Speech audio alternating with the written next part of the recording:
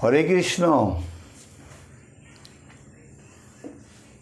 আপনাদের কাছে একটা নিবেদন, সেটা নিবেদন হলো প্রথম থেকে শেষ পর্যন্ত আপনারা দেখবেন এবং দেখার পরে যদি আপনাদের ভালো লাগে তো কমেন্ট করবেন এবং শেয়ার করবেন। ভালো লেগে থাকলে আপনি একটা সাবস্ক্রাইব করবেন। এইটাই আপনাদের কাছে আমার বিশেষ নিবেদন। কারণ আপনারা আমাকে যদি একটু কৃপা করেন আপনাদের কাছে পৌঁছাইতে, এই ভিডিওগুলো পৌঁছাইতে আমি খুব আনন্দর সহিত আপনাদের কাছে এই ভিডিওগুলো পৌঁছাইতে পারবো। তাই আপনাদের কাছে এটাই নিবেদন থাকলো, শুরুর থেকে শেষ পর্যন্ত আপনারা দেখবেন। তো আজকে আলোচ্য বিষয়টা হলো এই 2024 এবং 1431 খ্রিস্টাব্দে অর্থাৎ বাংলার এই এক বৎসরের মধ্যে 4টি গ্রহণ, 2টি হলো সূর্যগ্রহণ আর 2টি হলো চন্দ্রগ্রহণ। তো এই 2টি সূর্যগ্রহণ এবং 2টি চন্দ্রগ্রহণের মধ্যে আমাদের কি কি নিয়ম বা কি ভাবে আমাদের চলতে হবে সেই আলোচনাটা আমি বিস্তারিতভাবে আপনাদের কাছে পৌঁছে দিচ্ছি। তো বলয়গ্রাস সূর্যগ্রহণ আগামী 15ই আশ্বিন, 1431 শকাব্দে 2রা অক্টোবর 2024 খ্রিস্টাব্দে বুধবার, এই সূর্যগ্রহণ ভারতবর্ষে অদৃশ্য। যদিও ভারতবর্ষে অদৃশ্য হয়, বিশ্বে কিন্তু এই গ্রহণটা, একই সূর্য, একই চন্দ্র, একই পৃথিবী। তো আমি একটা অনুরোধ করব আপনাদের কাছে, সেটা হলো যে মায়েরা গর্ভবতী আছেন সেই মায়েদের কাছে আমি অনুরোধ করব আপনারা এই গ্রহণের দিন, সেটা ভারতবর্ষে অদৃশ্য যদিও হয় বা পাকপাত্র নিষেধ নাই সেটাও যদি হয়, কিন্তু আপনারা কখনো তরি তরকারি আমান্য করবেন না। হয়তো আমান্য কথাটা আপনাদের হয়তো বুঝতে ভুল হলো। আমান্য কথাটার মানেটা হলো তরকারি কাটাকাটি করবেন না, শাক কাটাকাটি করবেন না। এই সমস্ত কাজ গর্ভবতী মায়েরা অবশ্যই করবেন না। কারণ এখানে গ্রহণ সারা বিশ্বে, কিন্তু এই গ্রহণটা হয়তো ভারতবর্ষে একটা রাজ্যের মধ্যে সেটা দর্শন হবে না, কিন্তু ভারতবর্ষের মধ্যেই এই গ্রহণটা চলবে। তো এই গ্রহণ চলাকালীন আমি ভাবি যে এই গ্রহণ চলাকালীন আপনারা এই কর্মগুলো আপনারা করবেন না। আপনার মঙ্গলের জন্য আমি বলছি, আপনারা এগুলো কর্ম করবেন না। তাই এই পৃথিবীতে গ্রহণ আরম্ভ, দেখেন পৃথিবীতে, শাস্ত্রে এখানে গ্রহণ তালিকায় বলছে এই পৃথিবীতে। তাইলে পৃথিবী বলতে কি বোঝা যায়?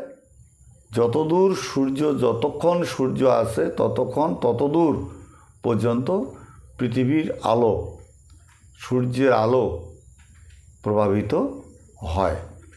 তাই এই 15ই আশ্বিন 1431 শকাব্দে এবং 2রা অক্টোবর 2024 খ্রিস্টাব্দে বুধবার,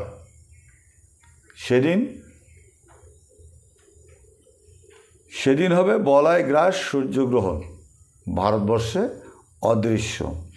পৃথিবীতে গ্রহণ আরম্ভ বা স্পর্শ হবে সকাল, মানে দিবা সকাল 7টা 42 মিনিটে গ্রহণে স্পর্শ করবে, গ্রহ সূর্যদেবকে স্পর্শ করবে। হ্যাঁ, গ্রহণ মধ্য দিবা 8:24। গ্রহণ গ্রাসটা যখন আদি হবে তখন কিন্তু এই গ্রহণ মধ্য দিবা 8:14 মধ্যেই হবে এবং গ্রহণ মোক্ষ বা সমাপ্তি দিবা 8:47 হবে। 8:47 গ্রহণ সমাপ্ত হবে, মানে গ্রহ সূর্যদেবকে গ্রাস করা শেষ হয়ে যাবে। এবার গ্রহণ স্থিতি 1:05, অর্থাৎ গ্রহণটা যখন আস্তে আস্তে আলোকিত হবে, অর্থাৎ গ্রাসটাকে যখন আস্তে আস্তে ছাড়বে তখন কিন্তু 1:05 বাজবে। সেটা দিনের বেলা। হ্যাঁ, তো দিনের বেলা হবে ঠিক, কিন্তু ভারতবর্ষে অদৃশ্য।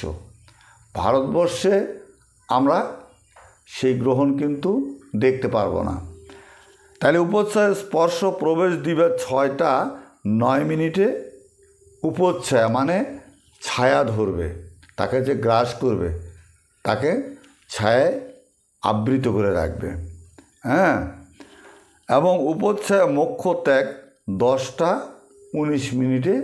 উপচ্ছায়া এই ছায়াটা যে থাকবে, সূর্যদেবের কাছে যে ছায়াটা থাকবে সেই ছায়াটা সরে যাবে। এবার এই গ্রহণ কোথায় কোথায় দৃষ্টি হবে, কোথায় কোথায় মানুষ দেখতে পাবে। শুধু ভারতবর্ষের লোক দেখতে পারবে না, অন্য অন্য দেশে কিন্তু এই সূর্যগ্রহণ, বলাইগ্রাস সূর্যগ্রহণটাকে দেখতে পারবে। সেটা কোন কোন জায়গায় দেখতে পারবে সেটা আমি বলছি। এই গ্রহণ দৃশ্য হবে যেখানে যেখানে, সেখানকার কথাই আমি এখন বলবো। পলিনেশিয়া হাওয়াই সহ মেক্সিকোর বেশ কিছু অঞ্চলে, গালাপাগোস এবং দ্বীপপুঞ্জ, দক্ষিণ আমেরিকার দক্ষিণাংশে, আন্টার্কটিকার বেশ কিছু অঞ্চলে দর্শন হবে এবং দক্ষিণ জর্জিয়ায় এই গ্রহণ দৃশ্য হবে। যদি এরকম গ্রহণ দৃশ্য হয় তাহলে গর্ভবতী মায়েরা গ্রহণের মধ্যভাগে কোনো রকম সবজি বানাবেন না। দেখুন, যদিও আমরা এই ভারতবর্ষে অদৃশ্য থাকে, সেটা কিন্তু আমি আগে বলেছিলাম, ভারতবর্ষে যদি অদৃশ্যও থাকে তবু কিন্তু এখানে বলছিল পৃথিবীতে গ্রহণ কখন লাগবে। এই যে পৃথিবীতে কথাটার মানে কি বলা যাচ্ছে, বোঝা যাচ্ছে সেটা গোটা পৃথিবীর মধ্যে এই গ্রহণটা আসেন, কিন্তু কোনো কোনো রাজ্যে সেটা দর্শন হবে না। হ্যাঁ, তো এবার দর্শন করবে না আর রান্না চলবে না। যদি গ্রহণের আগে রান্না করা থাকে তাহলে সেটা অবশ্যই খাবে না। এই গ্রহণের আগে যদি রান্না করা থাকে তাহলে অবশ্যই খাবে না। এবার এখানে কিন্তু আপনার একটা প্রশ্ন হতে পারে, বা একজন প্রশ্ন করছে যে যদি আমাদের দেশে, এই ভারতবর্ষে যদি দর্শন না হয় তাহলে কেন রান্না চলবে না? এখানে তো শাস্ত্রে উল্লেখ আছে যে যেখানে দর্শন হবে না সেখানে পাকপাত্র বিধি নিষেধ নাই। হ্যাঁ, বলছে ঠিকই, কিন্তু সারা পৃথিবীর কথা বলছে, সারা পৃথিবীর কথা বলছে। পৃথিবীতে গ্রহণ, এখানে রাজ্যে গ্রহণ নয় তো, তাই সারা পৃথিবীতে গ্রহণ হচ্ছে বলে আপনাকে বাধা সৃষ্টি করা হচ্ছে। হ্যাঁ, যেখানে দৃশ্য হইবে না সেখানে পাকপাত্র নিষেধ নাই, এটা ঠিকই বলছে। কিন্তু আপনি বিচার করে দেখেন সারা পৃথিবীতে, পৃথিবী বলতে কি বোঝায়? ভারতবর্ষ পৃথিবী না বাংলাদেশ পৃথিবী? পৃথিবী বলতে একটাই, যেখানে এক সূর্য দৃশ্যমান, এক চন্দ্র দৃশ্যমান, এক নক্ষত্র তারা দৃশ্যমান। সেখানে হয়তো আগা পাছা হতে পারে। অন্য অন্য রাজ্যে সেটা কিন্তু আপনাদেরকে বলে দিলাম, অন্য অন্য রাজ্যে এই গ্রহণগুলো দেখা যাবে।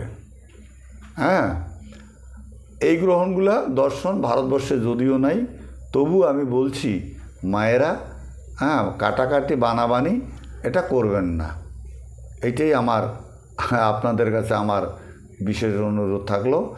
এবং এই গ্রহণ সম্বন্ধে আপনাদের কতটুকু ভালো লেগেছে তা আমি হয়তো জানি না।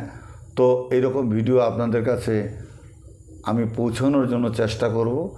তো আপনারা আমাকে কৃপা করবেন। হ্যাঁ, তা আমি গ্রহণ সম্বন্ধে এখানেই সমাপ্তি করলাম। হরে কৃষ্ণ, নিতাই গৌর হরিবোল।